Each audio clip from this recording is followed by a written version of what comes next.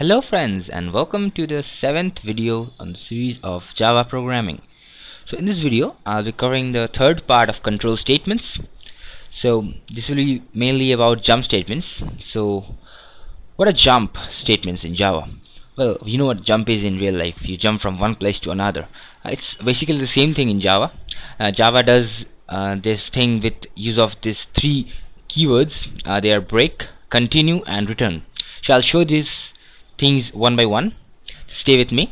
First I'll be starting with break. What is break? Well, break is used to break out of a statement. Let's demonstrate that. Suppose say first I'm typing a variable, say int month equal to say 1 for January. Just a statement. Start typing switch. You know how to type switch. Then you give the expression with which your switch will evaluate. So I'm typing month.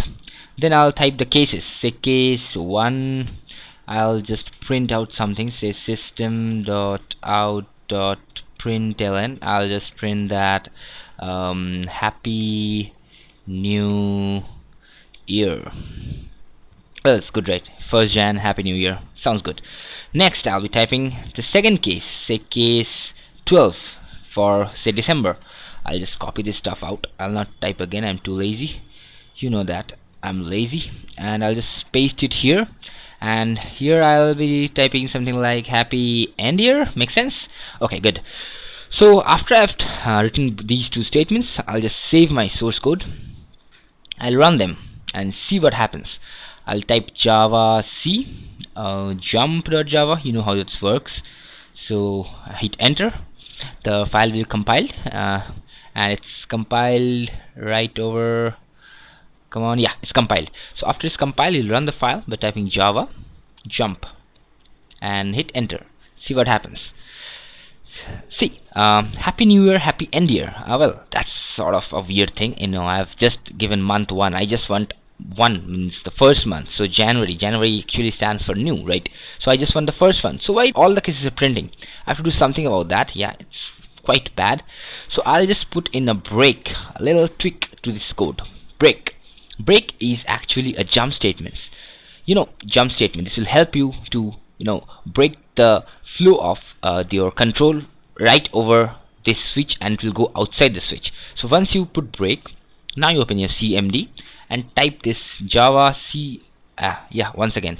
So after you compiled, run this thing, and you'll see that see, it's happy new year right now. That's so much with break. Now I'll come to this continue part.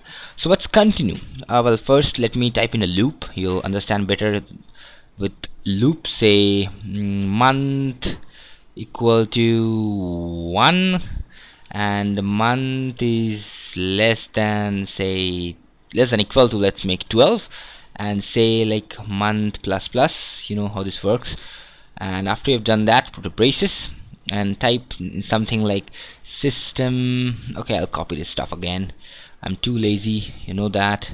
So copy this part, paste it here, and before I do this, I'll just add in a little statement. I'll say if month is say greater than 4, I'll just say this, and you'll give this braces, and inside the braces I'll be typing a statement called continue.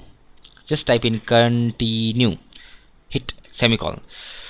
See, you'll see that, and I'll type like happy beginning part of the year. No, it doesn't make sense, I know, but I'm just trying to demonstrate something, guys. Stay with me, come on. So if you type in month greater than 4 and type in continue inside that, what I'm trying to demonstrate, you'll understand in just a moment when you run this thing. So you know this loop, how loop works. I'm just initializing with 1. I'm making it less than equal to 12 just for the months. So first I'll be doing one thing. I'll just comment this section out because you're done with that. You know how switch works and break works now. So you're good at that. So after this, just run your code, see what happens. Just type in java c jump, as you know, and then java jump. See what happens. Just these 4 lines are printed, but it should not be 4 lines, right? It should be 12 lines, because you're given 1 to 12. 1 to 12 means 12. It's easy math. So why is this 4? Because when your compiler sees there is a continue statement, it directly jumps to your this iteration statement, what you're using for that. It directly jumps to your loops, and it will just check the next condition. I'll explain. If month equal to 1, it has printed because month is greater than 4. After month is 4, it will print. When month is 5, it's coming in this. It's saying the month is greater than 4. Yeah, it's greater than 4. So continue. So go back to the loop again. It will not print the thing, obviously. After that, it will be 5, 6, and so on up to 12. It will not print anything. But first 1 to 4, it will print the thing. So you got that right. It's simple. So now you know break and you know continue. So you're good at 2 things right now. So next I'll be coming to return. So return is actually a very simple thing again. So first I'll be just declaring this thing called, I'll just declare a boolean value for now. You have just worked with integers values, so I'll be declaring boolean value for now. I'll just comment this part out. I'll just declare a boolean. I'll type in boolean, say value equal to, I'll say it's something like true. You know, boolean holds two values, true and false. So I'll type in something like first I'll be typing a system. I'll explain this. Control C and Control V. This is my favorite part, and I'll just type in that. What I'll type. Okay, something very easy. This will be printed. It's stupid, but I'll just explain like this. It's easy to remember. So I'll just type in if value. You know how if works. If just checks that the condition is true or false inside the if, inside the braces of if. So value is true, right? I mean I have put in boolean. It's true. It's not like that it's boolean true, but you know, you've seen that if you have declared a loop and you're checking for the conditions. If that condition is greater than 5, so it will execute. So if checks the condition, you know how that works, right? Simple. I'll just type in return. Just type in return, nothing else. And outside here, I'll just type in, copy this part, paste this. This is my favorite part again. I'll just type this will not be printed. Sounds good. Save this file and just run it. Let's see what happens. Hope I'm right. Please, I'm right. Please make me right. Okay, yeah, it's good. It's working.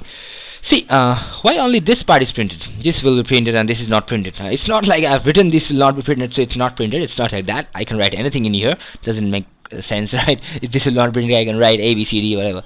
So actually return actually takes your this controller back to your main function. You know, it doesn't execute anything below that. When you put return and put some statements below return, it will never execute anything below return. That's how return works. That's the work of return. When you learn methods and stuff, you'll know more about return, but for now you have to stay on like that. You just have to know that anything you write after return will not make sense. So just write anything you want before return, because return is the last statement that will be executed. So that's all for this video. I hope you understand everything. If you don't, please let me know in my comments. Thank you so much for watching. Please subscribe.